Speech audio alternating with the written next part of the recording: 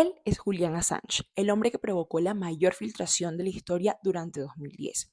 Es australiano, activista, programador y pirata informático, conocido como el fundador de Wikileaks, un repositorio en línea que se publicaba información enviada anónimamente y que según él solo buscaba la transparencia y la verdad radicales. Resulta que ahora Julián es un hombre de 52 años, libre, luego de haber pagado 12 años de pena por declararse culpable por espionaje. Pero ¿por qué fue condenado? Resulta que les puso información confidencial de corrupción y de espionaje. Entre esas, un video de la matanza de 18 civiles en Irak desde un helicóptero donde la orden era quemarlos a todos.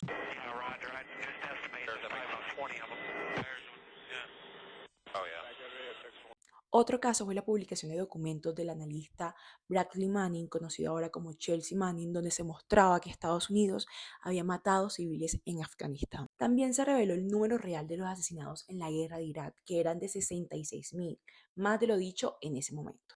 Y a esto súmenle medio millón de mensajes interceptados durante los ataques terroristas del 11 de septiembre, por lo que varias instituciones estadounidenses estaban bloqueando las donaciones a Wikileaks, porque imagínate, la imagen del idealizado país estaba cayendo a pedazos. Y uno de los argumentos de Assange era que mientras Wikileaks estuviera amenazado, la libertad de expresión también lo estaría.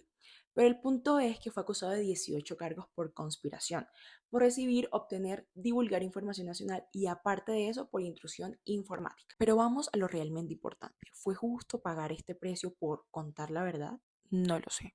Pero lo que sí sé es que la Constitución en muchos países tienen provisiones que permiten limitar ciertos derechos fundamentales como el derecho a la libre expresión cuando está en riesgo la seguridad nacional y el orden público. En el caso de Estados Unidos, por ejemplo, esto se encuentra en la primera enmienda que permite ciertas restricciones en interés de la seguridad nacional. Además, la divulgación de información clasificada podría poner en riesgo la vida de personas, por ejemplo, de agentes de inteligencia o informantes, lo que podría justificar un poco la limitación al derecho a la libre expresión, que no es un derecho absoluto, pues Julián, cuando expuso todo, violó el derecho a la privacidad de otros. Y si nos ponemos a cuestionar un poco, nos damos cuenta que en el derecho a la libertad de expresión hay una parte que nos da derecho al acceso y a la divulgación de información cuando ésta tiene interés periodístico. Y claro que es un tema de interés.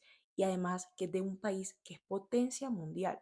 Y Wikileaks era una forma de ejercer este derecho. Ahora, en el caso de Pentagon Papers en Estados Unidos, la Corte Suprema falló a favor del derecho de los periódicos a publicar documentos clasificados, argumentando que la prensa cumplía un papel fundamental en la democracia.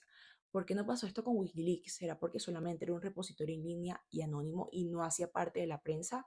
Hmm, posiblemente. Y el argumento de Estados Unidos fue que se expuso la vida de muchas personas. Pero a ver, ustedes acabaron con la vida de muchas personas más. En fin, hay que ser objetivos. Y a la pregunta de si hay libertad de expresión y derecho a la información, tengo tres posibles respuestas. Primero, sí, en algunos casos, porque en sistemas legales existe la libertad de expresión y de la información y la divulgación de documentos reservados si estos son de interés público o revelan actos ilegales, abuso de poder o corrupción. Segundo, no en otros casos porque hay estados que tienen limitado este derecho por leyes que protegen la seguridad nacional, la privacidad y la confidencialidad. Además, si esto repercute o pone en riesgo la seguridad del Estado o la privacidad de los individuos. En el caso de Colombia y de Estados Unidos, como ya lo expliqué. Tercero, si bajo ciertas condiciones, por ejemplo, hay países que permiten que los denunciantes revelen esta información reservada si expresa conductas ilegales y pueden ser protegidos por la ley en situaciones específicas. Lo cierto es que para los seguidores de Julian Assange fue un defensor de la verdad, para sus haters fue alguien que solo buscaba fama y para Estados Unidos fue un sapo que lo expuso frente al mundo. Ahora, en un caso hipotético, siendo periodista, me encuentro con ese tipo de información donde hay actos de corrupción, de abuso de poder, de muertes, yo me sentiría en la obligación de poderlo compartir y de mostrarlo, de denunciarlo. Sin embargo, lo haría de otra forma, de otra manera.